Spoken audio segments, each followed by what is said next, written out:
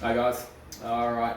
So today, everybody has gone through that squat sit test where it times you. Wasn't just about the timing; it was also looking at the position you were maintaining in that position. So some of you, you held it for 3 minutes, but the actual position you are in is not ideal, not what we're looking for, basically. And this is going to be a focus throughout this program. So for the next 5 weeks or so, we want to work on everybody's ability to basically squat sit in a better position than they do currently, apart from a couple of you who are absolutely fine. Chris, you probably stand out there. All right, so the squat sit. So in itself, it is a very good indication of your general mobility. So your ability to drop in, hold a squat sit for a prolonged period in a good position. So with your torso, your spine quite upright, will indicate you basically how well your general mobility is to a degree. And it is also a really good mobility movement in itself, just getting into that squat position. The reason for that is I've brought props. All right. So 2 diagrams here of basically your lower spine. So the one on this side, I'm not sure if that's the right or left for you guys, but that shows your spine in a standing position, so it shows its natural curvature while you stand. Cross over here, this is what your spine does when you're basically sitting in a chair, so in that kind of that 90-degree position. So natural position, what the spine does when it's sitting. So you can see there's a difference there. That's basically all you really need to take note of there. The problem with that is, so when we do sit, so our muscles will stabilize and engage around that new position the spine is. So that in itself is fine. The problem is that when we're doing it for prolonged periods of time, which invariably when we're sitting, that is what is happening. You're sitting there for extended periods of time.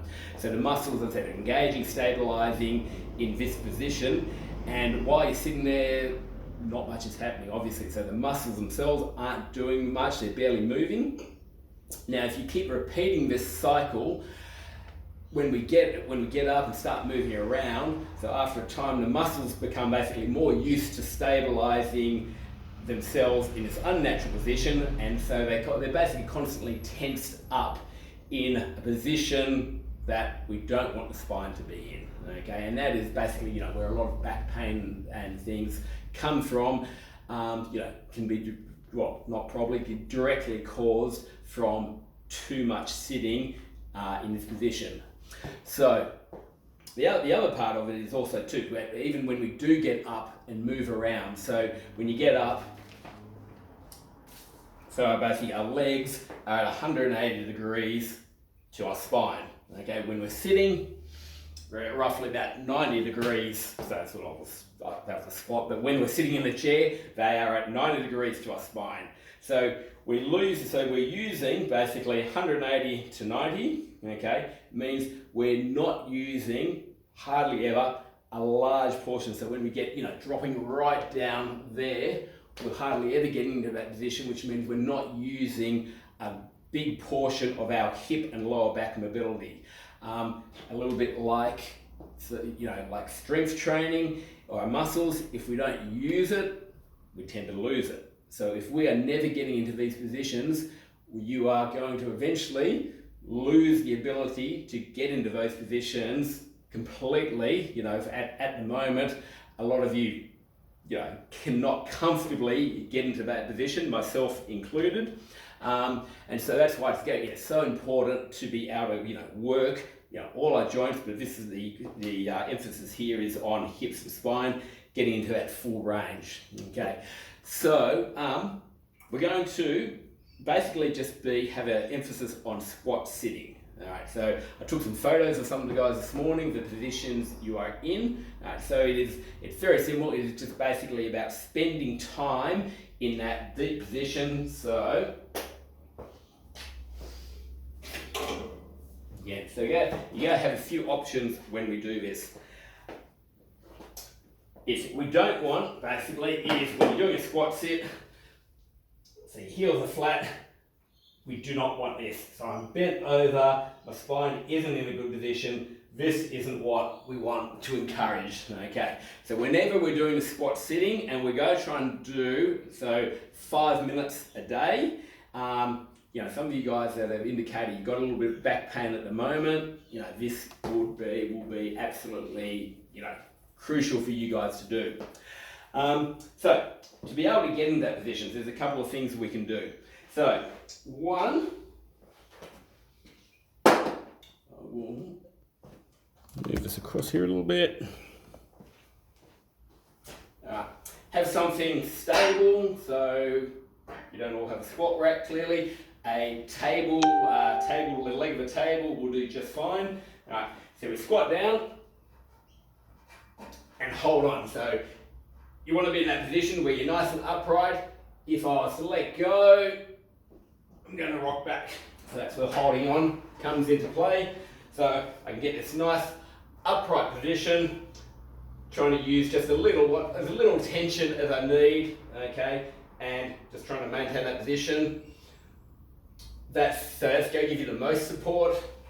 The other thing we can do, so a little bit less support, just even something that's on the ground, put that out in front, and drop down. So that's not going to give you too much support, so that would be for those of you that are more flexible. Other option is like we do as part of the warm-up, counterbalance. So just a small weight out in front allows me to get in that position. All right, so that's going to get pretty uncomfortable quite quickly, but that's okay. As long as I'm keeping that position, even for the whole for 30 seconds, I can come up, have a bit of break, drop back down there again. And the other thing you can also do is just lift your heels. So a little bit of a wedge, shoes actually work fine as a wedge, and drop down. Again, I can maintain a much better position just by having my heels elevated that little bit. Obviously, eventually, if we can get rid of that, even better. So doing it in shoes helps. For the most part, I want you guys to do this in bare feet. Okay, so I said grab something to put your heels under. But if you're holding a table leg or something, try and do it in bare feet, as it's going to be a more natural position, and that's what we're trying to work towards. So what I'm putting out for you guys is, if you can, for this period, say 5 out of the 7 days, if you can accumulate 5 minutes of squat sitting through the course of the day. Ideally, if you can do it in one block, fantastic. If you do it 2 minutes, another 2.5 minutes type thing, and do it that way. But if you can do 1 minute, 1 minute, 1 minute, whatever it takes to get to 5 minutes. Probably more time efficient to do it in one block, obviously. Okay. So at the end of this, as I said, we've taken some photos. We'll have a bit of a comparison of how you're looking in that squat position. More importantly, you will notice a difference in how you feel. So I've done this before, and it's probably the mobility drill that makes the biggest difference to just how I feel overall. If I'm feeling tight, this will make a big difference to just loosening everything up. Obviously, we're targeting one movement pattern, but it has a follow-on effect to the whole body, basically. So that is kind of your challenge for the month. So we're checking in. As I said, there's a couple of you that probably are better served focusing on other aspects than this, Chris, Leanne, probably even Amy, but that's about it. Everybody else can get a lot out of this, and just feel just a lot better in your general mobility, less stiff. All right, over to you guys. We shall be checking into it.